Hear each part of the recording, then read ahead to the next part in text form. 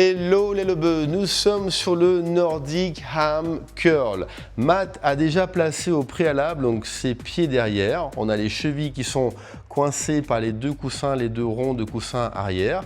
Elle a ses talons qui ne touchent pas la plateforme ni les pointes des pieds, donc les pointes des pieds sont plutôt flex vers l'avant. Ensuite, le placement de départ, on va avoir Matt qui va basculer sur l'avant, qui va donc freiner la descente et travailler sur ses ischio-jambiers, mais plus elle va être droite, plus ça va être difficile. Donc déjà pour avoir un petit peu plus de recrutement au niveau des fessiers et un peu plus de facilité, elle va pousser ses hanches comme ceci en arrière, stop, reste comme ça. Comme ça, elle a un angle qui est donc déjà fixé entre son tronc et sa cuisse. Les fessiers vont participer un petit peu, les ischios également. Elle va freiner la descente, elle va sur l'avant. Vas-y, freine, va sur l'avant. Vas-y, on y va. Et donc là, elle freine avec ses ischios jusqu'ici en bas. Elle repousse, elle recontracte derrière, elle repart devant avec la même inclinaison à chaque fois.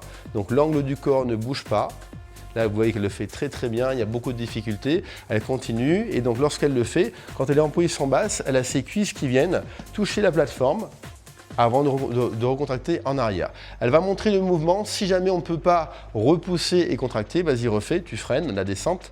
Et lorsque tu vas remonter, tu vas venir en crawl back.